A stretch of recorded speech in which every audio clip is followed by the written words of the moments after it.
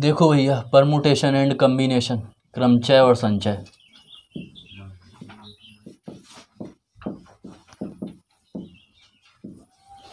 देखो ध्यान से समझो, बहुत इजी टॉपिक है, बस थोड़ा समझना है। देखो जैसे पहला क्वेश्चन दे रहा है, यदि अंक 1 2 3 4 5, पहला क्वेश्चन है 1 2 3 4 5, ये 5 अंक दिए गए हैं। आपसे कह रहा है 3 अंकों की संख्या बनाना है। 3 अंक मतलब ऐसे 3 डिजिट होंगे, ठीक है। एक यहाँ आना चाहिए डिजिट, एक यहाँ एक यहाँ, ठीक है। 3 डिजिट आने चाहिए। इसकी फर्स्ट कंडीशन क्या कह रहा है, जब अंकों की पुनरावृत्ति हो।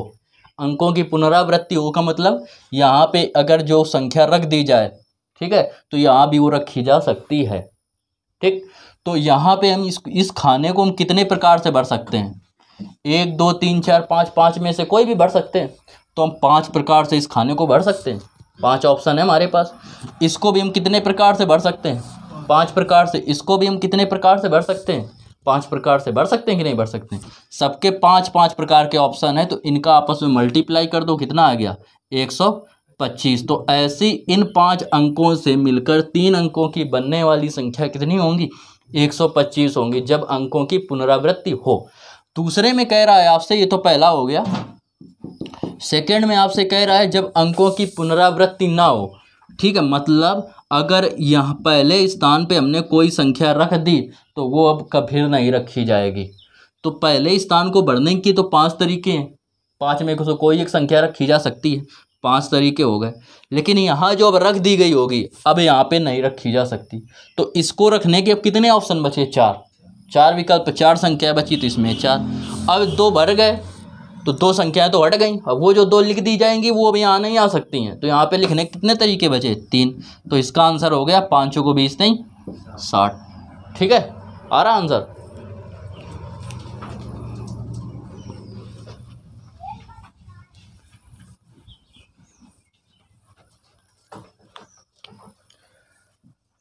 सेकंड देखो क्वेश्चन।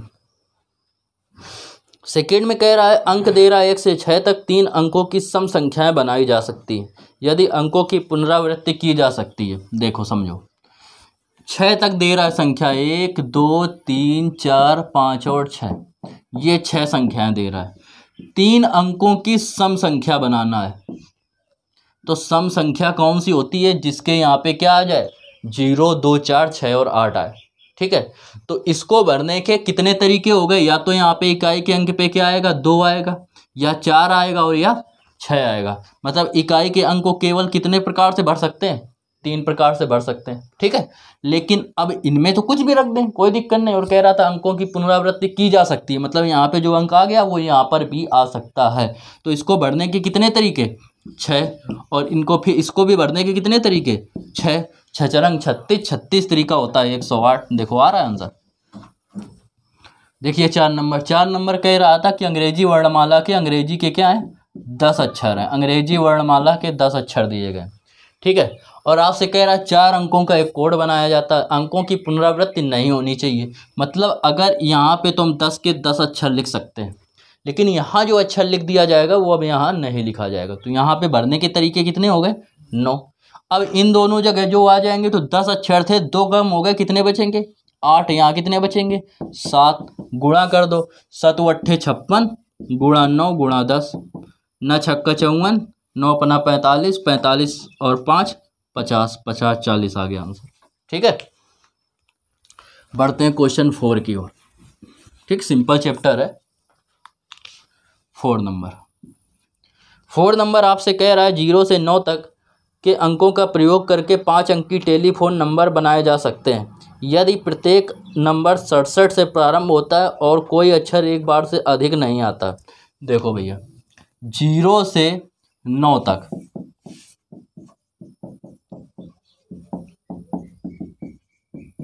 कितने अंक हो गए? 10 अंक हो गए।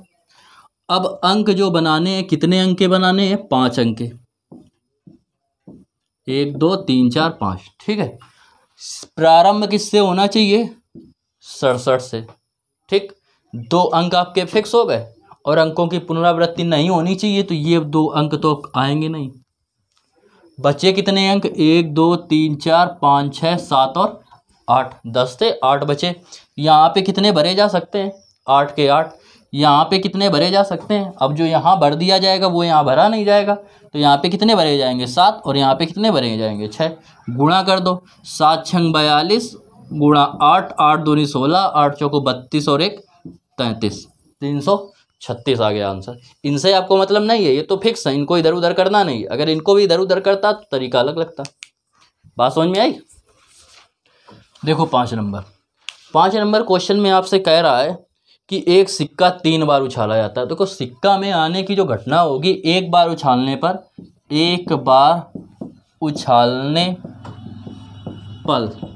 कितने परिणाम आ सकते हैं? परिणामों की संख्या बराबर कितनी होगी? 2। कितने बार उछाला गया? 3 बार। तो 3 बार जब उछालेंगे तो उसका क्या हो जाएगा?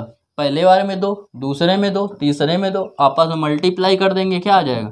2 का क्यूब 8 आ गया आंसर। ठीक है, बात समझ में आई? इसके बाद बढ़ते हैं आगे क्वेश्चन नंबर 6 की ओर, जो इस चैप्टर का लास्ट क्वेश्चन है। 6 नंबर कह रहा है भिन्न भिन्न रंगों के 5 झंडे, भिन्न भिन्न रंगों के 5 झंडे दे रहा है।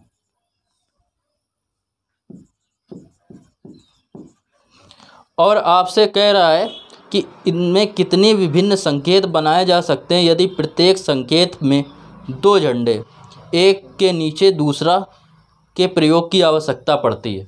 ठीक है, 2 भिन्न झंडे हैं और दोनों को एक के नीचे दूसरे को रखने की क्या होती है? आवश्यकता होती है। कह रहा है कुल कितने झंडे बनाए जा सकते हैं। तो देखो इसको, अगर इसमें कलर चुनना है तो इसमें कलर चुनने के कितने ऑप्शन हो गए? 5 ऑप्शन हो गए। और भिन्न भिन्न रंगों के बनाना है तो दूसरे को कलर को चुनने के कितने ऑप्शन हो गए? 4 ऑप्शन हो गए। तो इसका आंसर क्या होगा?